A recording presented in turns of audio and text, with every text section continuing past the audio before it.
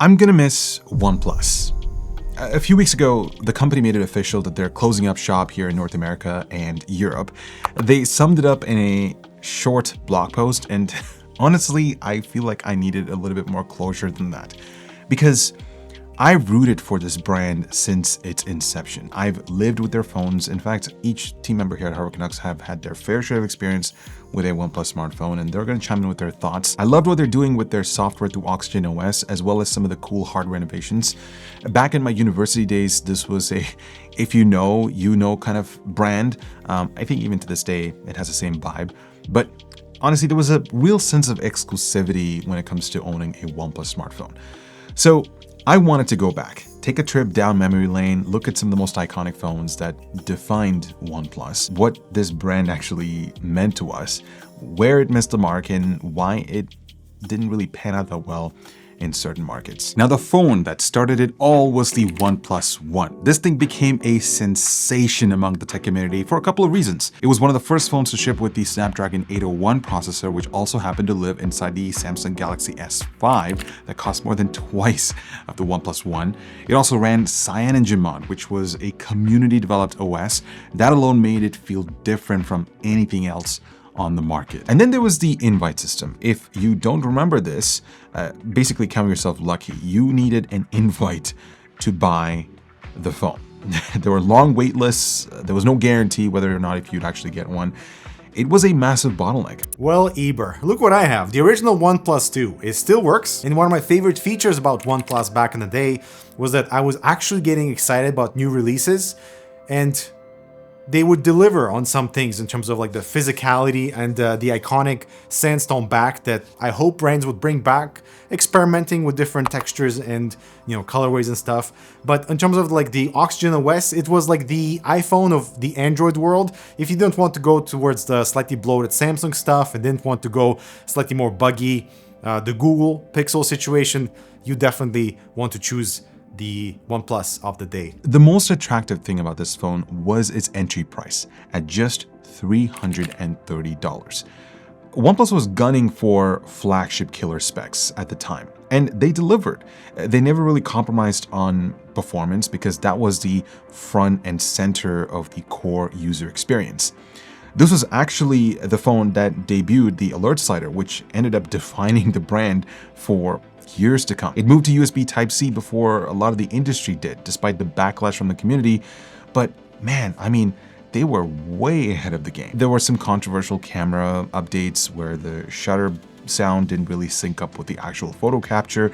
It all fell out of sync. There was some focus issues. The vibration motor was weak. They still had a lot of groundwork to do to make Oxygen OS more polished.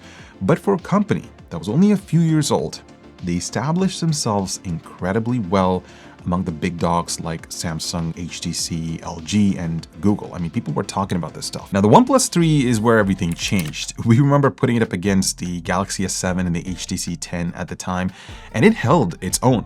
Build quality took a massive leap with an all-metal body, plus it was super slim, and for the first time, there wasn't an invite system, which made it more attainable for the end user. It came with a fingerprint sensor that was faster than the Galaxy S7 from Samsung, and OnePlus brought a ton of customization for the end user with Oxygen OS.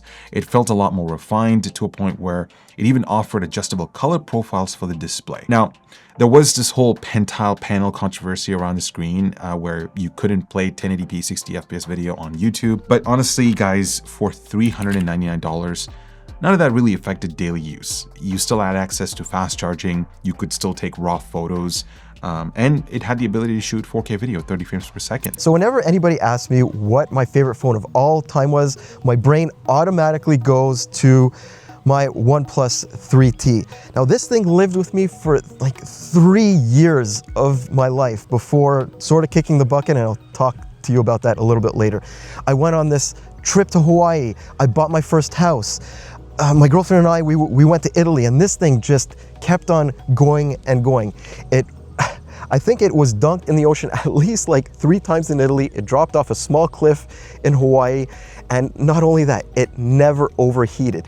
Even when the case that I had on it melted in the Hawaii sun, it just kept on going. I can't say the same thing about the Pixel that I have now. Look, you keep this thing out in the sun for like 10 minutes and you get an overheating warning. Look, at the time, the camera was very good. And you look back at some of the pictures I took from some of the trips, and I would put those pictures up against any one taken on a smartphone nowadays that tend to sort of like over-process your pictures to hell and back again. I think one of the most interesting things is, even now, I started this phone up the other day after years and years of it not being used. It still has relatively good battery life, and Oxygen OS from day one, it was so snappy, it was so responsive. Again, you compare it to a lot of phones nowadays that feel sluggish because of all the bloatware going on behind the scenes. This thing just feels like, even now, a breath of fresh air. So the 3T took everything good about the 3 and quietly refined it. This was also around the time where the 6-month product cycle really kicked in, where OnePlus just rolled out T models, which became smaller iterative updates rather than full reinventions. So the following year, we got the OnePlus 5, and things started to get a bit riskier for the brand since, they started to price it close to $500. But they still ended up undercutting the flagships by offering the fastest processor with around 6 or 8 gigabytes of RAM. And people were raving about the performance. It still had the notification light. You got a 1080p display, which wasn't cutting edge since Samsung was already winning in the display race with their vibrant AMOLED Quad HD panels. The OnePlus 5 also had this weird jelly effect with scrolling because the screen was actually mounted upside down, which caused warping only when you scroll down. Touchscreen latency was noticeably worse in the Galaxy S7 and the iPhone 7. 6 months later, with the OnePlus 5T, it refined what was already good about the 5. We got a much bigger display with smaller bezels, and the fingerprint sensor was moved to the back. And I have to say, that was arguably the best feature of that phone since it just felt natural to place your finger when you're unlocking it. There was also some slight camera updates as well. It still didn't come with wireless charging, and there was no official IP rating. Then came the OnePlus 6. This was a complete design overhaul. It was the first notched phone from the brand. I think they were following the likes of the iPhone 10. It grew in size and in price. It started at $530. Glass backs became a trend with every smartphone around then. And I remember this one, but in particular, it scratched up easily. The fingerprint scanner and the camera had some issues, but an OTA update fixed most of it. And that says a lot about how OnePlus operated back then. They took the community feedback and addressed it right away. It still had a 1080p display, but it gave users the option to hide the notch for specific apps like full-screen YouTube videos, which was sick. Customization was once again becoming a real core pillar of the brand. And well, within 6 months, they launched the OnePlus 6T, and this was a very interesting update. So they replaced the glass back with a frosty texture that looked incredible in certain lighting conditions. They eliminated the rear fingerprint sensor entirely and replaced it with an in-display optical sensor, which didn't really pan out that well. Since it was slower than the 6, it didn't really register as often, at least when I was using that. You got a teardrop notch. It was the same chip as the 6, came with a bigger battery, and it was following Apple's lead because they dropped the headphone jack. And it was so weird to a point where they implemented a fake speaker grill for symmetry. The dark mode setting was actually done properly on OnePlus, at least at the time from what I remember using the phone. The other thing that I remember is the battery life on the 60 was really good. I think I remember pulling out like 8 hours of screen on time regularly on it. Didn't come with wireless charging though, but the cameras were good. And this was also around the time when people started sideloading the stock Google Camera APK, which handled the highlights, the shadows better. And I remember, this was like a big thing. When HTC launched a new phone, when Samsung launched a new phone, the first mod, at least the enthusiasts or the nerds like myself, what would do is just take the Google APK that's available and just sideload it on the camera or on the phone. And the difference was incredible. I mean, you could get a lot more detail, and it kind of gave you that pixel-like image with the app. So yeah, it was a very popular mod at the time. I don't know if people still do it, but yeah. Fun times. So the year is 2019, and this time OnePlus adopted the Pro branding with the OnePlus 7 Pro. This one felt like a real upgrade over the previous generations because it came up with a pop-up front-facing camera, which meant you got a completely bezel-less, notchless design, and it also doubled as a thoughtful privacy feature because the camera physically hides when it's not in use. But that being said, it was big. I mean, this phone featured a 6.67-inch AMOLED Quad HD Plus display, and it featured 90 Hz refresh rate. So this was also another huge upgrade since the OnePlus 3. And you could immediately tell the difference, not only in the fluidity, but in the resolution as well. But there was a cost to innovation, and that eventually gets passed down to customers because the starting price of the OnePlus 7 Pro was $670. That was 20% more than the OnePlus 6T, but it was still hella cheaper than the $900 Galaxy S10, so it was still undercutting the flagships. But man, I had an amazing time with that phone. The Nebula Blue, it was sensational. I mean, the frosted texture. I still remember the conversations that sparked from this phone at cafes and at family reunions. It was great for watching movies given the size. It came with stereo speakers, and it still kept the legendary alert slider. I don't know why, I absolutely love that feature on OnePlus smartphones. I just wish every other Android phone had that. The fingerprint sensor was a lot faster too. It was a big step up from the 6T. Still no IP rating, still no wireless charging, and they didn't compromise on specs. I mean, I think you were able to get up to 12 gigabytes of RAM, which was cutting edge at the time since the Galaxy S10 only topped out at 8 gigabytes. 5 months later, OnePlus dropped their usual T variant, the 7T, at $600. This was only a single config, so you got 8 gigs of RAM, 120 gigabytes of storage, and this phone brought most of what made the OnePlus 7 Pro great down to a more affordable price. We finally got a flat display, which was a lot more comfortable to hold and easier to view content as well. It also kept the overall size of the 7 Pro. It kept the 90 Hz refresh rate, but it dropped the resolution to 1080p. The teardrop notch with the selfie camera was back. It had a faster chip than the 7 Pro. It got faster wired charging, which was 23% faster than the 7 Pro. It was just a weird announcement from OnePlus that made the 7 Pro feel less valuable, considering the upgrades the 7T got. So then 2020 approaches. This is the year where the entire world goes into lockdown mode. And tech companies, they just keep pushing product launches. And this time, we got the OnePlus 8 Pro. And for the first time, this is where OnePlus killed the flagship killer slogan, because they retailed this thing at a whopping $900, with the non-Pro version at $700. So that put the 8 Pro just $100 away from the Galaxy S20. So clearly, they had to deliver on every front of a flagship phone. And you know what? They did. This is still by far my favorite phone to date. The ultramarine blue, it kept that matte, frosty texture on the back. The build quality was fantastic. It finally got wireless charging, though considering the price by now, it felt like more of a bare minimum than a bonus. The alert slider was still here. It came with the punch hole selfie camera. It was still a big phone because the display spanned across 6.8 inches. You got 120 Hz Quad HD Plus panel that you could run simultaneously. And the reason I bring that up was because Samsung would only let you run 120 Hz at 1080p on their Galaxy phones at the time. It was plenty bright as well, with 1300 nits of peak brightness.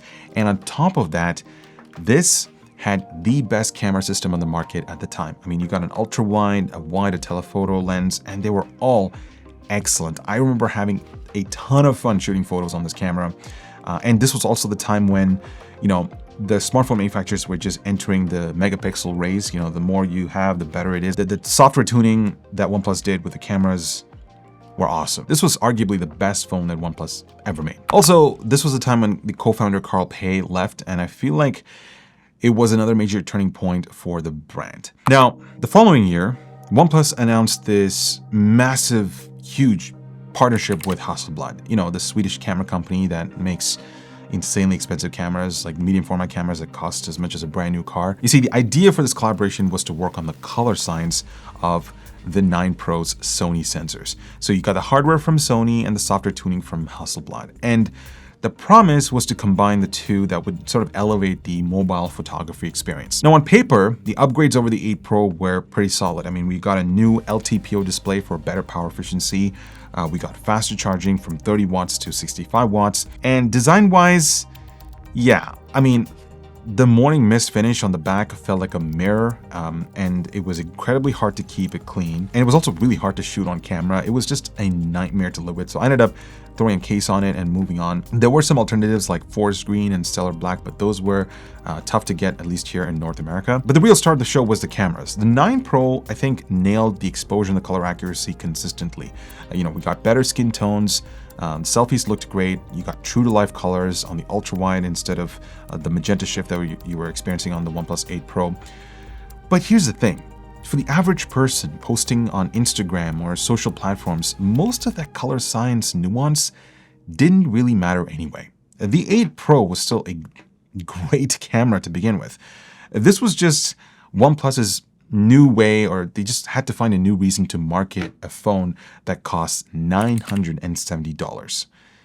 Yeah, $970. Now, I'll be honest, I didn't get as much as hands-on time with the next couple of releases, like the OnePlus 10 Pro that came out in 2022. It was the first phone that merged with Oppo, and it looked the part.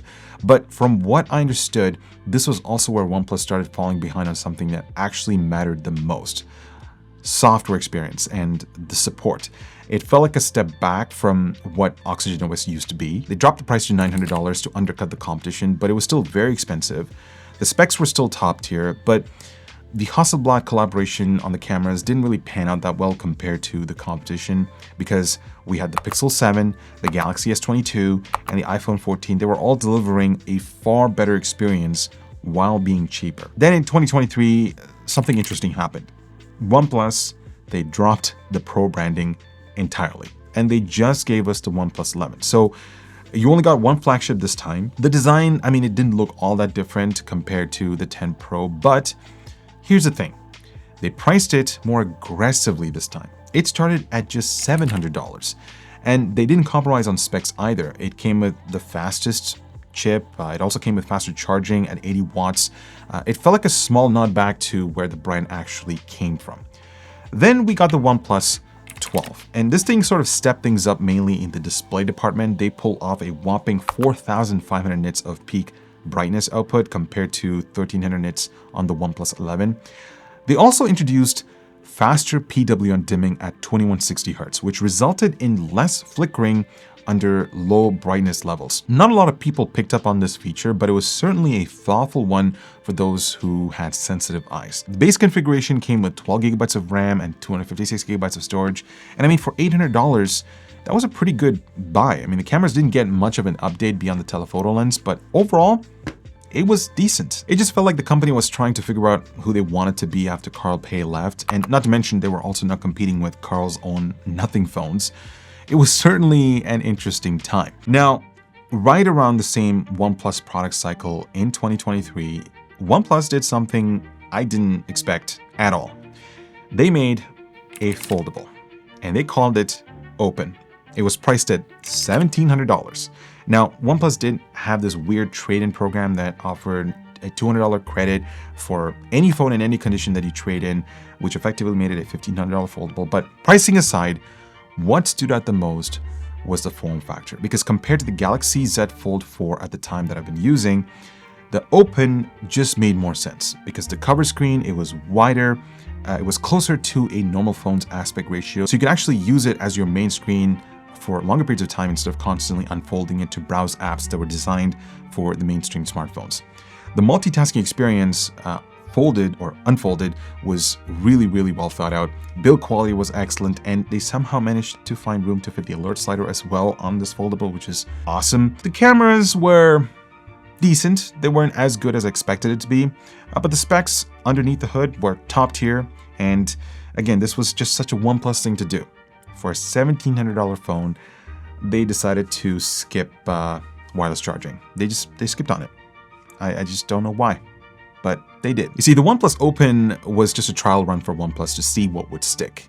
And, well, it ended up being the last foldable they ever made. So now the year is 2024, and all of a sudden, the OnePlus 13 is quickly becoming the talk of the town. It's chasing high-end premium features you'd find on $1,200 to $1,500 flagships, but packing them into a phone that starts at $900.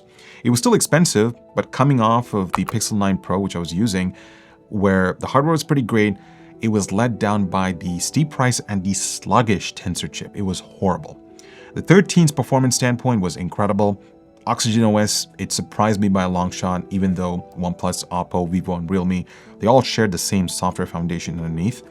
It still offered a ton of customization. I loved everything about that phone. The back had a nice soft vegan leather finish to it. The alert slider was still there. The display itself was beautiful, and it kept that PWM 2160 Hz dimming feature.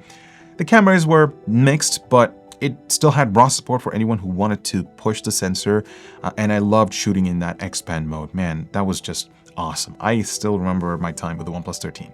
Awesome phone, and it still holds up pretty well to the current standards. I've never felt that kind of excitement from a phone since the OnePlus 8. And that brings us to the last OnePlus smartphone that I'm probably ever going to get my hands on. The OnePlus 15. Probably the most noteworthy feature of this phone is its massive 7,300 mAh silicon carbon battery. And boy, it was an endurance champ. Not only was I able to get 2 to sometimes maybe 3 days of battery life with my usage, but it did so while maintaining incredible performance across the board with the fastest chip from Qualcomm. The design, I have mixed feelings about this because, it's a little bit more rounded, but I do appreciate the flatter display because it allows you to hold or grip the phone much easier compared to the 13. But the sandstone soft finish just cheapens the overall phone, in my opinion. And there were some downgrades and upgrades to the display department as well. So the upgrade was to bump up to 165 Hz from 120 Hz. But the downgrade was the resolution. It went down to Full HD Plus from Quad HD Plus, but it still maintained that LTPO panel. And it still kept that $900 price point. I feel like, they were trying to figure out how this would pan out against the competition. And, if you were in the market for an Android smartphone with the best battery life or a smartphone with the best battery life, this was the one to get, at least here, because it was just incredible. So why did OnePlus thrive in almost everywhere except North America? And I feel like a big part of it comes down to carriers, because OnePlus never landed a sustained distribution deal with Verizon and AT&T, like the big dogs in the US. And here in Canada, none of the major carriers like Rogers, Bell, Telus even stocked these phones from what I can remember. So that meant you were forced to buy these phones at full retail price. And in a market that's conditioned on carrier subsidies, it just didn't really work out. If there's one thing that defined OnePlus early on, it was that never settle slogan. You got flagship specs without paying the flagship price, while Samsung and Apple charged you $700 to $800 for phones that weren't meaningfully any better. And then somewhere along the way, that idea started to quietly fade away. If you just track the prices, in about 5 to 6 years, the entry price for a OnePlus smartphone basically tripled. And by the time you got to the 9 Pro at $970, OnePlus wasn't undercutting the competition anymore. It was the competition. They just became like every other smartphone manufacturer. They settled. But there's another piece of the puzzle that I discovered as I was digging into this even more. Somewhere along the way, OnePlus started building 2 separate identities all at once. So there was a flagship line that I've been walking you through this entire video, and there was a whole separate identity, like the Nord series, the R and the RT series, built specifically for China, India, and Europe. It was cheaper, it was way more accessible, it was made for markets where OnePlus was already winning. North America mostly just didn't get invited to that party. And if we look at India specifically, a lot of the direct online sales through channels like Flipkart, you had no carrier restrictions, which meant that OnePlus were able to sell straight to a price-conscious, enthusiast-heavy audience that matched with the brand's philosophy. That market itself made up over half of OnePlus's global shipments. North America, on the other hand, was an incredibly tough market to crack because you had Apple, Samsung, Google. They had a ton of marketing budgets to just throw away. You had carrier deals and, of course, the ad campaigns. They had it all locked down, and that formula worked really well for them. At the end of the day, this was a strategic decision. And honestly, again, the more you dig into it, a lot of other things come up, like the global RAM crisis. And also we are, facing a shrinking enthusiast phone market as well, because a lot of the phones that are coming out right now, they're not substantially better than the previous gen. I feel like we've hit peak smartphone years ago. The OnePlus 16 is coming later this year, just not in North America. So the existing phones will keep their warranties and support, but going forward, all the OnePlus devices in North America and Europe will be moving over to Color OS instead of Oxygen OS. Now you can technically stay with Oxygen OS if you want to, but you'll be cut off from future updates. So the software identity that I pretty much spent this entire video talking about, the thing that made the brand feel different is gone. So I'm gonna miss OnePlus, guys, but I wanna hear from you guys. If you have a core memory of any OnePlus device, drop it down in the comments. I'm curious to find out. Thanks so much for watching, and I'll talk to you guys in the next one.